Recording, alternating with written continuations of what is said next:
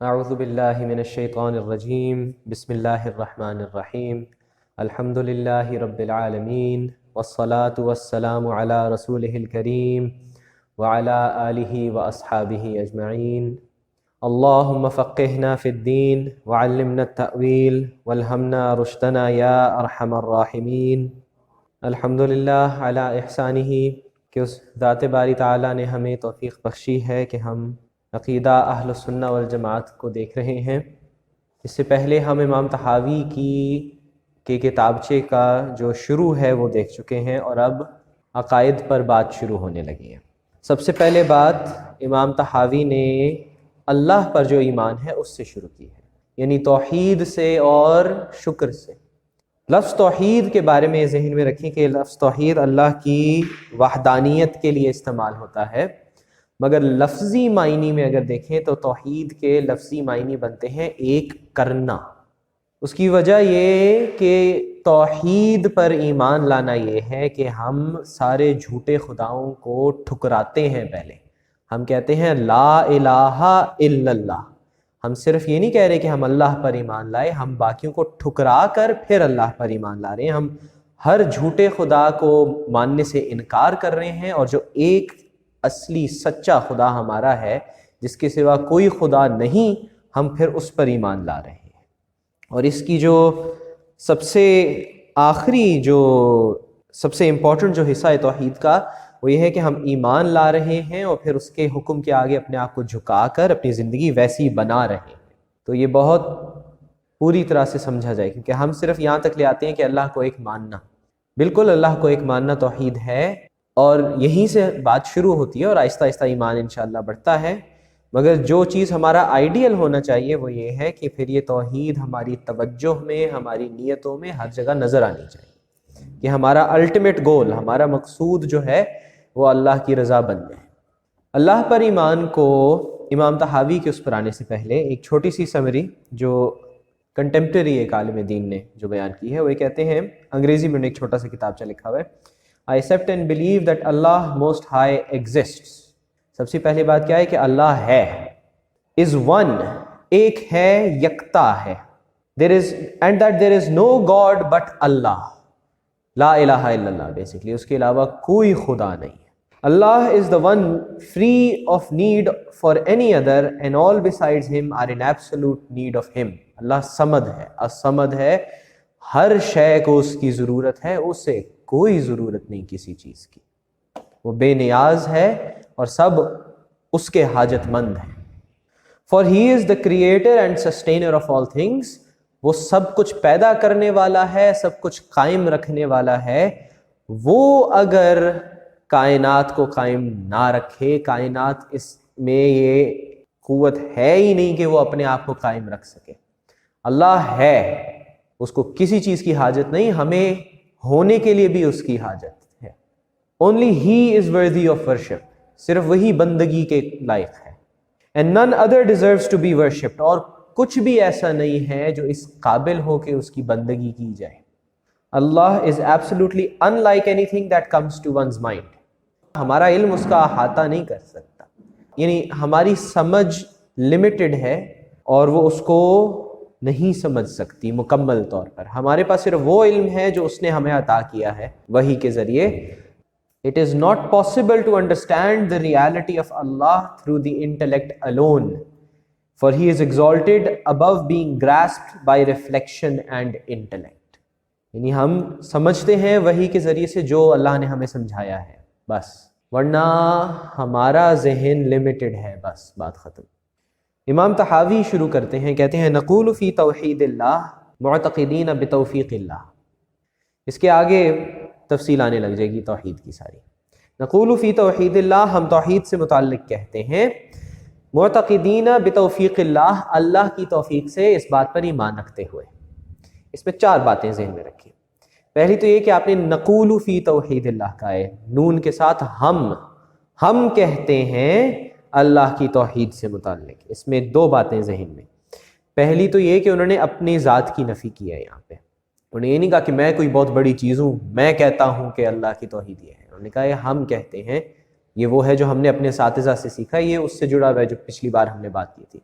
دوسرا انہوں نے یہ بھی یہاں پہ دکھایا ہے کہ یہ اہل السنہ کا، مسلمانوں کا عقیدہ ہے، یہ کوئی میں نے بات نہیں بنائی ہے، یعنی اپنی انڈیویجویلٹی جو ہے انسان کی، آبویسلی آخر میں انسان کی انڈیویجویلٹی تو ہوتی ہے، مگر اپنی انڈیویجویلٹی کو اس کے زیر کرنا جو اللہ کی طرف سے آیا ہے، یعنی حق بات کو اپنی مرضی سے زیادہ اہمیت دینا، یہ سب سے پہلی نشانی ہے کہ واقعی میں توحید پیدا ہونا شروع ہو رہی ہے۔ اور اگر ابھی یہاں تک ہم پہنچے نہیں ہیں، کم از کم کوشش یہی ہونی چاہیے، خواہش یہی ہونی چاہیے کہ ہم یہاں تک پہنچ جائیں کہ ہماری خواہشات بھی اسی کے تابع ہو جائیں جو حق ہے، اس دائرے میں رہتے ہوئے پھر ہم جائز خواہشات کے اندر، پھر وہ آگے بات چلتی ہے، اور پھر اس کے بعد سب سے اعلیٰ وہ شخص ہے جو چاہتا ہی وہی ہے جو اللہ چاہتا ہے۔ اور وہاں تک یعنی بندے کی خواہش ہی ہونی چاہیے، امید ہی ہونی چاہیے، دعا ہی ہونی چاہیے اللہ سے کہ اللہ ہمیں اپنے بندوں میں بنا لے، مانگنے والی دعا مانگنی چاہیے۔ تو نقول فی توحید اللہ، سب سے پہلا نقول ہو گیا۔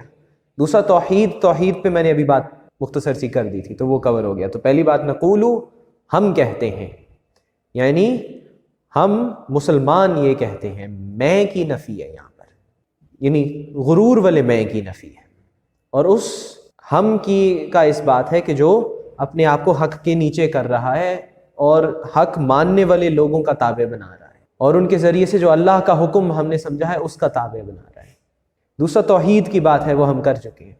پھر کہتے ہیں معتقدین بتوفیق اللہ، یہاں دوسری بات ہے کہ ایمان اور ہدایت کا ملنا یہ اللہ کی ایک بہت بڑی نعمت ہے، یہ اللہ کی توفیق سے ہمیں ملتی ہے۔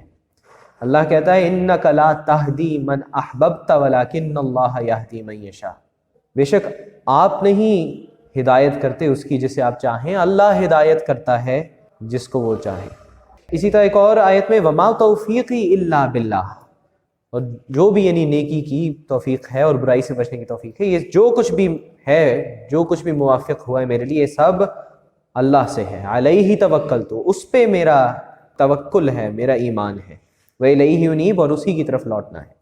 وہ ہے ھذا من فضل ربی لیبلونی ااشکر ام اکفر ومن شکر فانما یشکر لنفسہ ومن کفر فان ربی غنی کریم۔ تو دوبارہ سب سے پہلی آیت اس میں کیا، انک لا تہدی من احببت ولکن اللہ یہدی من یشاء، بے شک آپ ہدایت نہیں کرتے جسے آپ کی خواہش ہو، اللہ ہدایت کرتا ہے جسے وہ چاہے۔ یہاں پہ وہ بات بھی ہے کہ ہماری ذمہ داری ہے حق بات کو جتنا سمجھ سکتے ہیں سمجھیں، احسن طریقے سے حکمت کے ساتھ سمجھائیں، مگر ایمان بخشنا اللہ کا کام ہے، ہم نے کوشش جاری رکھنی ہوتی ہے۔ پھر وما توفیقی الا باللہ، جو بھی ہمیں عطا ہوا، جو بھی ہمیں نیکی کرنے کی توفیق ہوئی، وہ اللہ کی رحمت ہے ہم پر، اس کا شکر ادا کرنا واجب ہے۔ اور پھر جو حضرت سلیمان کے قصے میں سے یہ آیت ہے کہ جب وہ بندہ تخت کو حاضر کرتا ہے آنکھ جھپکنے میں، وہ کہتا ہے ھذا من فضل ربی، یہ میرے رب کا جو مجھ پہ فضل ہے یہ اس سے ہے، یہ میرا کمال نہیں ہے۔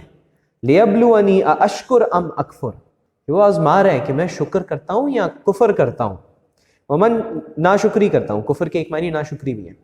ومن شکر فانما یشکر لنفسہ، جس نے شکر کیا اس نے اپنے لیے کیا، یعنی اپنی بھلائی کے لیے کیا۔ ومن کفر فان ربی غنی کریم، اور جس نے ناشکری کی تو میرا رب وہ غنی ہے، کریم ہے، بے نیاز ہے، اس کو کوئی فرق نہیں پڑتا اس سے۔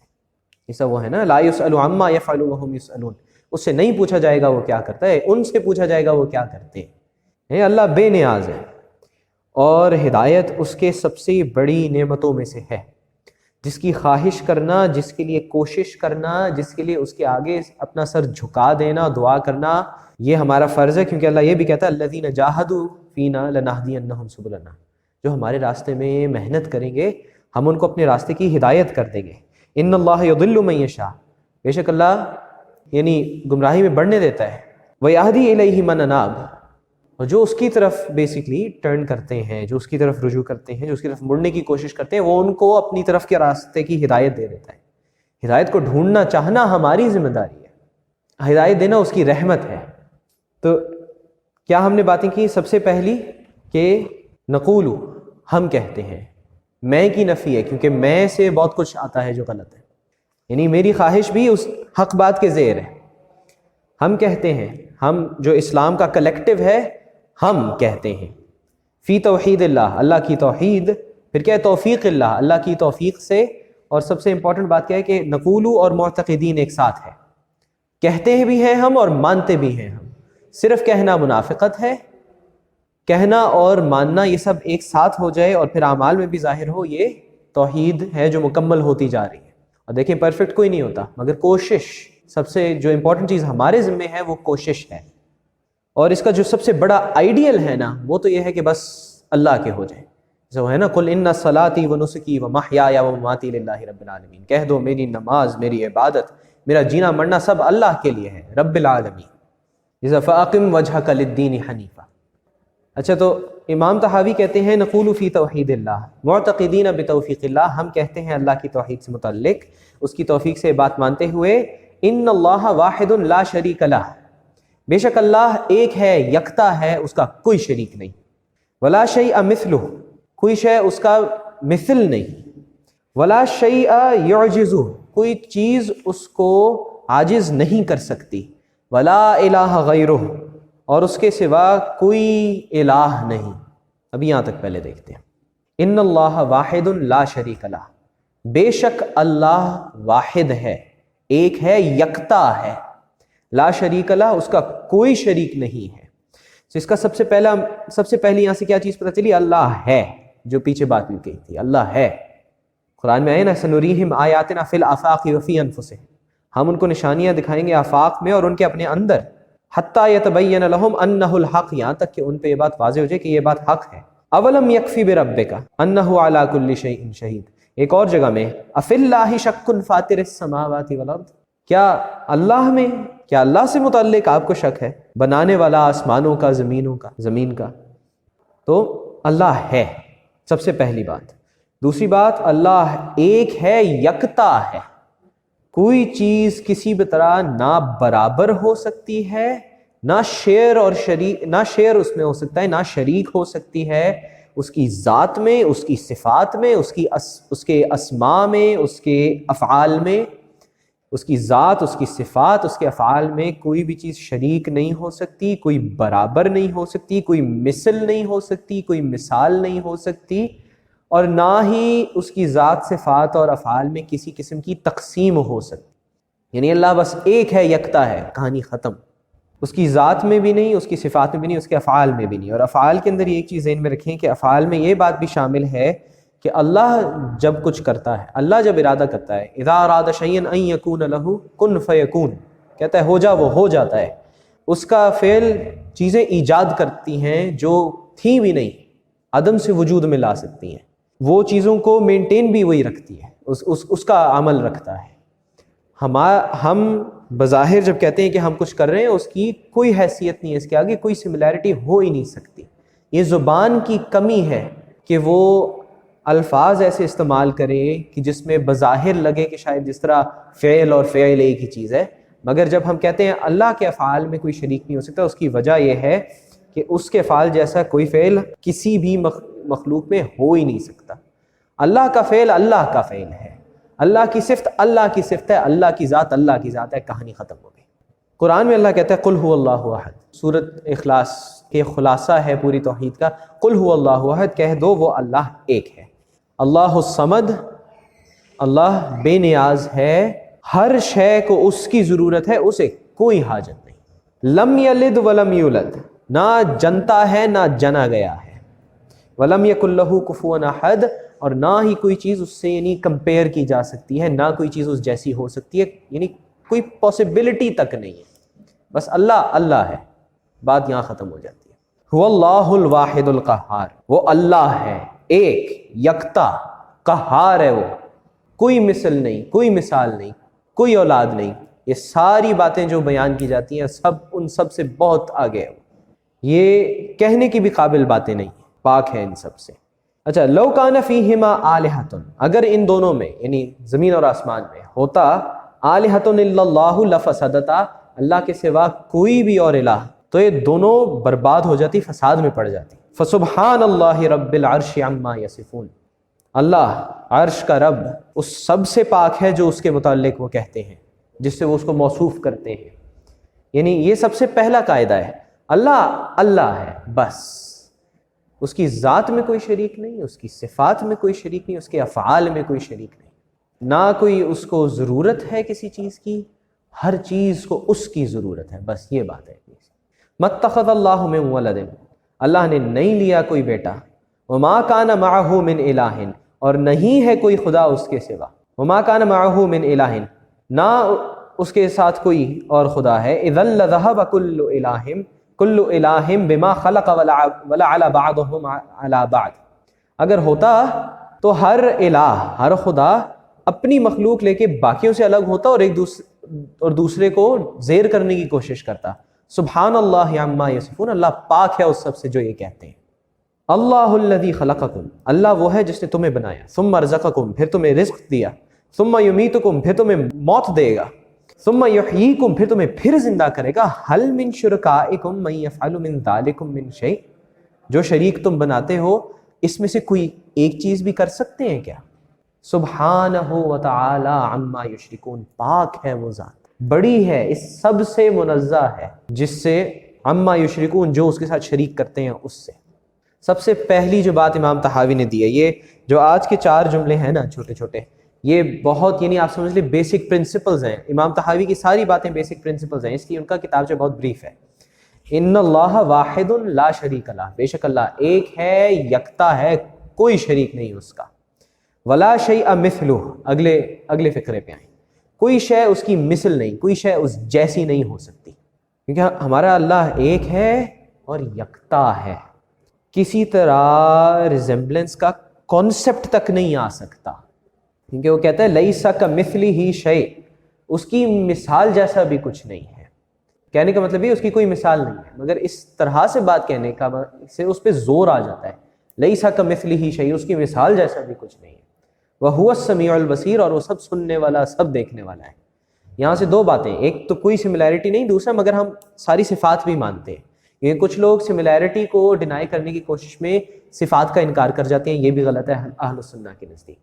صفات کا انکار کرنا جو اللہ نے بیان کی ہیں ہمارے نزدیک غلط ہے، اور صفات کو مانتے مانتے مثال بنا دینا یا سملیرٹی کی طرف چلے جانا، یہ بھی ہمارے نزدیک غلط ہے۔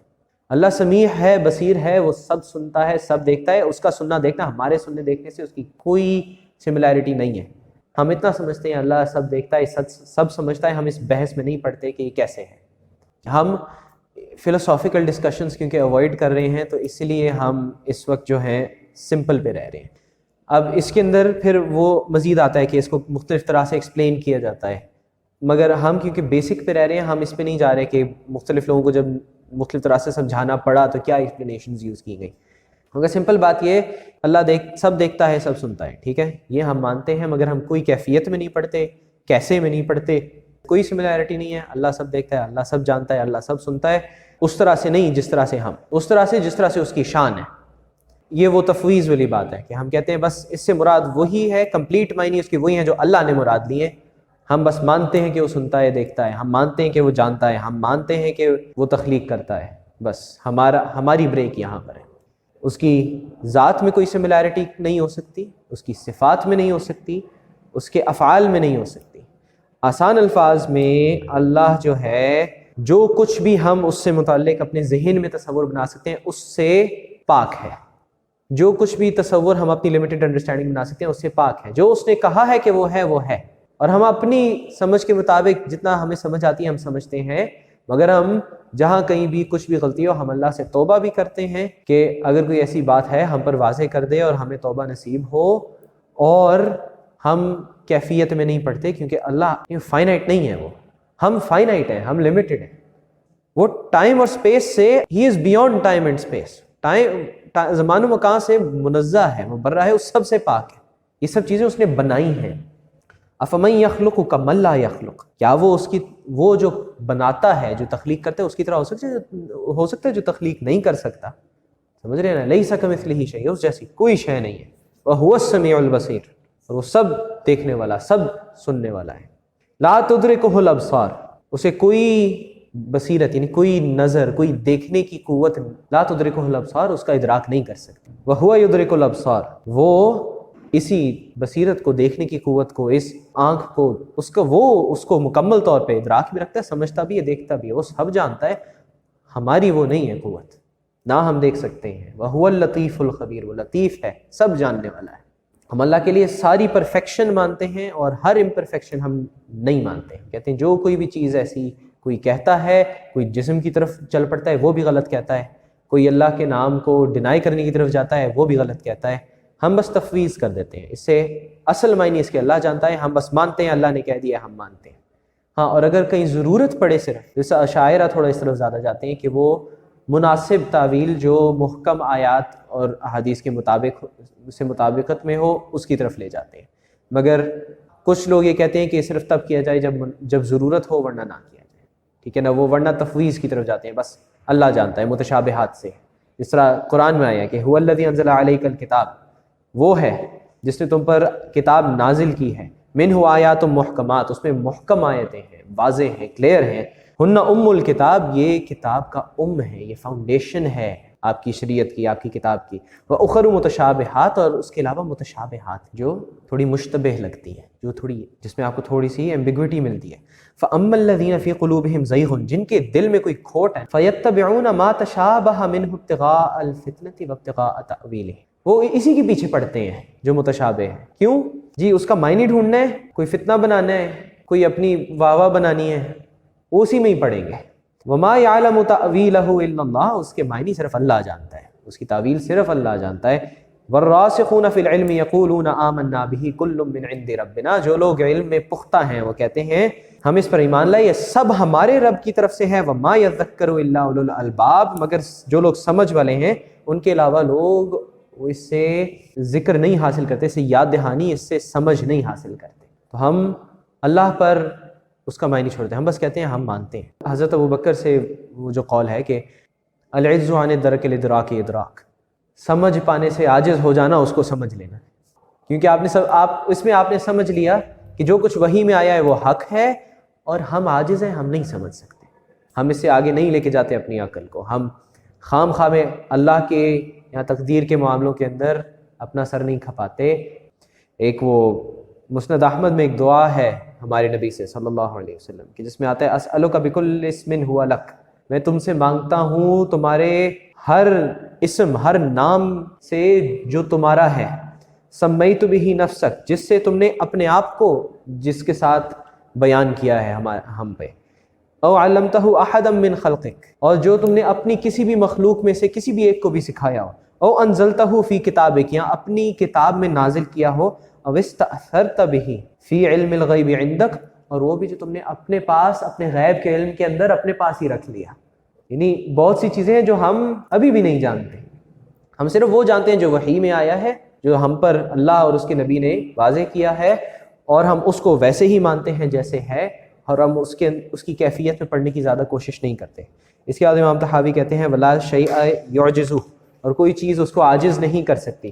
اللہ قادر ہے، القادر ہے، وہ سب سے زیادہ قدرت والا ہے، کوئی چیز اس کو روک نہیں سکتی کسی چیز سے، وہ ہر چیز پر غالب ہے، وہ سب جاننے والا ہے، علیم ہے، کوئی چیز اسے چھپی نہیں ہوئی، اس کا کوئی لمٹ نہیں ہے، کوئی لمٹ کا تصور بھی نہیں ہے. وہ نہ تھکتا ہے، نہ کوئی اثر پڑتا ہے کسی چیز کا اس پہ، وہ بے نیاز ہے، ہمیں اس کی ضرورت ہے، اس پر کسی چیز کا کوئی ایفیکٹ نہیں ہے. وہ بے نیاز ہے ہر چیز سے، وہ ہر چیز سے بڑا ہے، وہ بنانے والا ہے، وہ قائم رکھنے والا ہے، اور وہ سب سے زیادہ قدرت والا ہے. اولم یسیروا فی الارض فینظروا کیف کان عاقبۃ الذین من قبلہم وکانوا اشد منہم قوۃ، کیا انہوں نے زمین میں پھر کے نہیں دیکھا جو ان سے پہلے لوگ تھے ان کا آخر کیسا ہوا، جبکہ وہ ان سے زیادہ قوت والے تھے.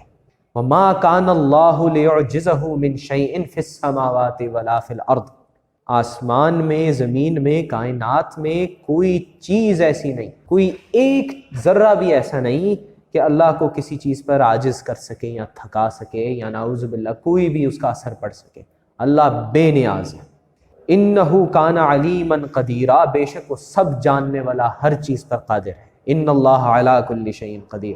اور آیت الکرسی میں جو آتا ہے اللہ لا الہ الا ہو، اللہ اس کے سوا کوئی الہ نہیں ہے. الحی القیوم، وہ زندہ ہے، وہ قیوم ہے.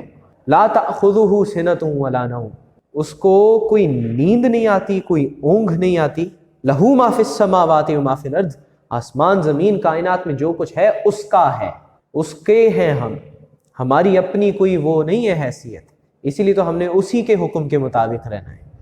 من ذا الذی یشفع عندہ الا باذنہ، کوئی ہے کہ جو اس کے پاس شفاعت کرے کسی کی سوائے اس کی اجازت سے، یعلم ما بین ایدیہم، وہ جانتا ہے جو ان کے آگے ہے، وما خلفہم، جو ان کے پیچھے ہے، ولا یحیطون بشیء من علمہ الا بما شاء، یہ پچھلی والی جو فقرہ تھا اس سے ریلیٹڈ بھی ہے، اور ان کا علم اس کو کسی طرح نہیں احاطہ کر سکتا سوائے جو وہ چاہے، جو اس نے ہمیں عطا کر دیا علم بس ہم وہی جانتے ہیں، آگے ہم نہیں جان سکتے، نہ ہم اس کا یعنی، اور یہاں پہ اس کے بارے میں نہیں، من علمہ ولا یحیطون بشیء من علمہ الا بما شاء، ہم اس کے علم تک کو نہیں جان سکتے سوائے جو اس نے ہمیں دے دیا۔ وسع کرسیہ السماوات والارض، اس کی کرسی سارے آسمان اور زمین، تخت کے معنی میں آتا ہے مگر یہاں لفظی معنی میں ہم یعنی کرسی اللہ کی مخلوق ایک ہے، مگر اللہ اس سے بھی بڑا اور پاک ہے، یہ چیز ایک ذہن میں رکھیں۔ ہم یہ کہتے ہیں کہ کسی بھی قسم کا لمٹ اللہ پر نہیں لگ سکتا، وہ لگانا گمراہی ہے۔ وسع کرسیہ السماوات والارض، کرسی اس کی ایک مخلوق ہے جو جس کے اندر سارے آسمان اور زمین اس کے انڈر ہیں، یعنی وہ ان کو اپنی وسعت میں لیے ہوئے ہیں، اس کی قدرت ان سب پر ہے۔ وَلَا يَؤُودُهُ حِفْظُهُمَا، نہیں تھکاتی اس کو ان دونوں یعنی آسمان زمین ساری کائنات کو قائم رکھنا، ان کی حفاظت، ان کو مینٹین رکھنا، کچھ نہیں تھکاتا اس کو ذرا سا بھی، اس کو انوئے تک کچھ نہیں کرتا۔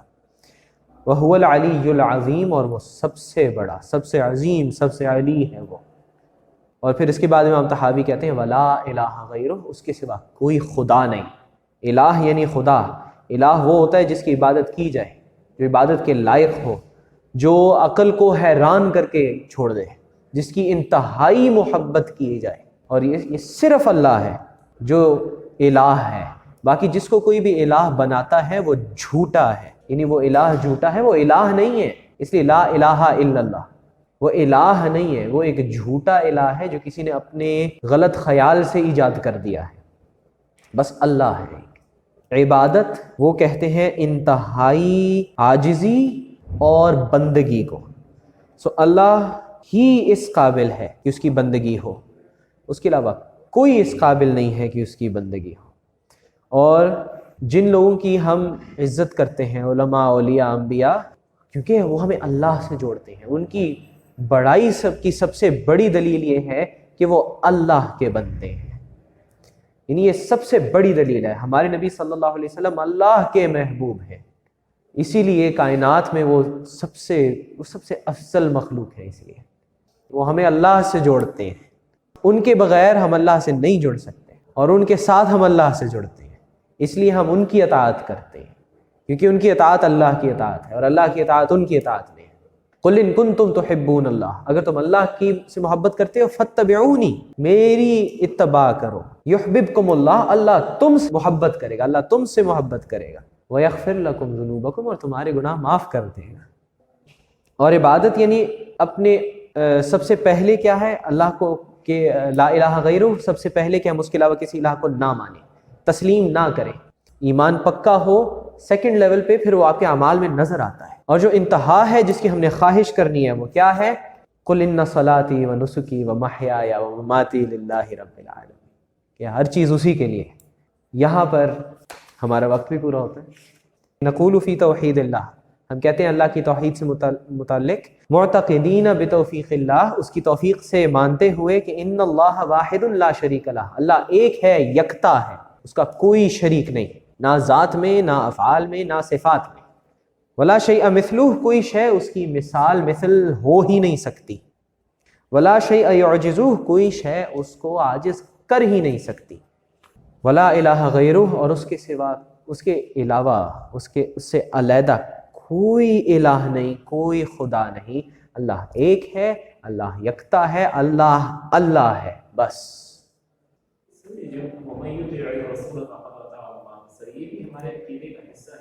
ہاں، اللہ کے نبی کی اطاعت اللہ کی اطاعت ہے، اللہ کے نبی کے ذریعے سے تو ہم تک اللہ کا حکم پہنچا ہے، ان کو چھوڑ کے اللہ نہیں پا سکتے ہیں۔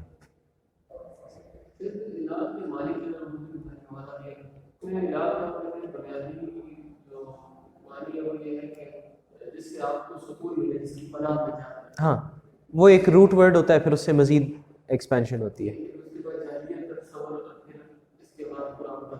ہاں اس کے اندر ایک بات آپ نے کی کہ اس کی صفات میں بھی کوئی شریک نہیں ہو سکتا. یہ اشارے ہونا یا حکم دینا یہ اس کی صفات میں آتا ہے. اور اگر کوئی اور حکم دے. ایک حدیث ہے جو اس بات کو مکمل طور پہ کرتی ہے، کیونکہ ہم ایک طرح سے ہائرارکی کو مانتے ہیں کہ ایک ہوتی ہے. ماں باپ کا ادب کرنا اللہ کا حکم ہے، ایک ہائرارکی تو ہے، اور اوبیسلی اس میں ان کا ہر جائز حکم ماننا بھی آ جاتا ہے. مگر جیسے اللہ کے نبی صلی اللہ علیہ وسلم نے کہا تھا کہ خالق کی مخالفت میں کسی مخلوق کی اطاعت نہیں ہے. یعنی جہاں پر اللہ کے حکم سے ٹکراؤ آ جاتا ہے، کسی انسان سے زیادتی آ جاتی ہے، جیسے یہ بھی اللہ کے حکم سے ہی ٹکراؤ ہے نا، یا کوئی اور اللہ کا حکم ہے اس سے کوئی ٹکراؤ آتا ہے، وہاں پر اللہ کا حکم چلے گا، مخلوق کا حکم چھوڑ دیا جائے گا. تو باقی جس کو اللہ نے کہا کہ اس کی مانے، اس کی ہم مانیں گے جب تک کہ وہ کوئی ایسا حکم نہ دے جو اس سے ٹکراتا ہو. انشاءاللہ اگلی بار ہم اس سے آگے چلیں گے اور مزید اصول واضح ہوتے جائیں گے. اگر کوئی غلطی ہوئی ہے تو اللہ کرے معاف ہو اور ہم اس کی کلیریفیکیشن دے دیں آگے. وصلی اللہ تعالی علی خیر خلقہ سیدنا و مولانا محمد وآلہ واصحابہ اجمعین ومن تبعہم بإحسان وہدی الی یوم الدین. آمین یا رب العالمین برحمتک یا ارحم الراحمین.